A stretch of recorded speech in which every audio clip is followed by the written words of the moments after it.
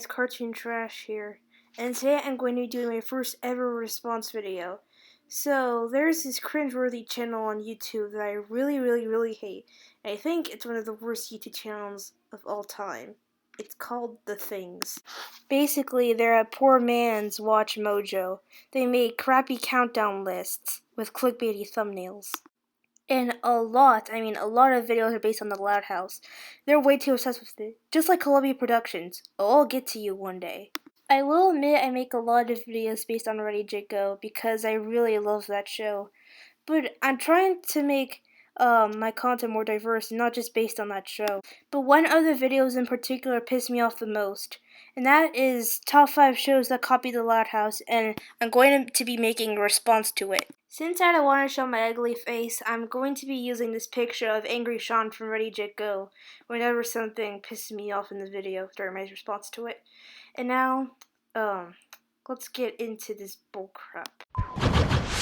The Loud House is one of the biggest animated hits of recent years, but we couldn't help but notice a number of shows that owed something to the popular cartoon. Keep watching to the end and we'll show you something that will remind you of the Loud House. Okay, yada yada yada, no one cares. Stuck in the middle. Oh boy. There is one boy and there are 10 sisters. A pretty large family, right? Well, another show that a lot of the Loud House fans accused of copying it is the Disney Channel's Stuck in the Middle. That particular program tells the story of Harley Diaz, who lives in the town of Marshport, Massachusetts, with her 6 siblings. Already alarm bells are ringing. But you know how, for instance, Luna Loud is a wild, crazy, out-of-control rocker? Well, in Stuck in the Middle, Ethan Diaz is Harley's partner in crime and an aspiring musician. Okay, you do make some good points there, to be honest. Now, although Stuck in the Middle was actually broadcast 3 months before The Loud House, that doesn't mean that it wasn't in some way inspired by it. That's because The Loud House was originally pitched as an animated short all the way back in 2013.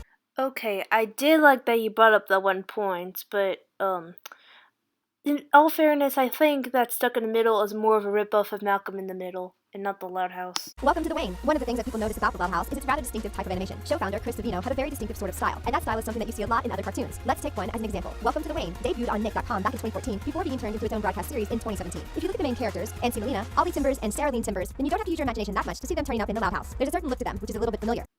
Oh my gosh, this is worse than accusations that Welcome to the Wayne is a rip-off of Gravity Falls.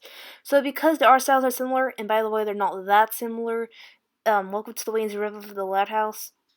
Come on. However, to give some credit to Welcome to the Wayne, there are also a lot of differences. For instance, the Loud House is a slice of life and is based on a family, while Welcome to the Wayne is more of a mystery kind of cartoon. Okay, so you meant that they're different. Then why did you call it a rip-off if they're different? If anything, the program probably has more in common with Gravity Falls, especially when you consider that there's a fair bit in common between Ollie and Sarah Lean and Mabel and Dipper. Okay, so you admit it's more of a rip-off of Gravity Falls, which it isn't, by the way. So why did you include it on the list? And what does Gravity Falls have to do with anything? The Adventures of Napkin Man. When we're looking at TV shows that remind us of the Loud House, there are a number of things to consider. For instance, the Loud House didn't just emerge from out of nowhere, although it can seem a little bit like that sometimes. The show's creator, Chris Savino, had been making animations for a long time, and his style had been seen in a number of shows. That's why we think that it isn't just shows that were made after the Loud House first came into existence that owe something to its overall style. So you're putting shows that came before the Loud House too?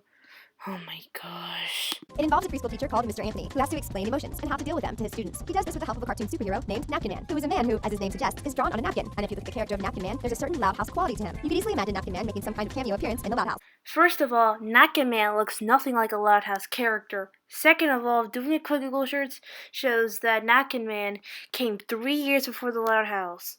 Elena of Avalor. One of the many great things about cartoons is the opportunities it provides for skilled actors to use their voices to full effect. If you're a fan of The Simpsons, for instance, then you will know that individual members of the cast often provide. Okay, yada yada yada, no one cares. There can be a certain hold on sort of moment that happens when you see a cartoon character and you recognize their voice. That happened to us when we watched Elena of Avalor on the Disney Channel. Now, it probably won't come as much of a surprise to you to hear that the voices of Loud twins, Lola and Lana, are provided by the same person, actress Grey Griffin. So we were rather taken back when we heard some familiar tones in Elena of Avalor. You see, she provides the voices for some of the characters on that show, including Dr. Mendoza. So just because they have the same voice actress, it means it's a ripoff? Oh my gosh! By that logic, My Little Pony Friendship is Magic is a ripoff of the Fairly Odd Parents because Timmy and Twilight have the same voice actress, even though those two shows are nothing alike. The original voice of Lincoln, Rand Palmer, is in the Angry Birds movie, while Brian Stepanek, who plays Lynn Sr., voiced Magneto on the Cartoon Network's Mixels.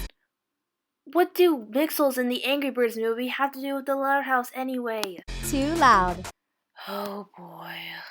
There are many things about the Loud House that are incredibly distinctive, whether it's the overall premise of the very large family, the animation.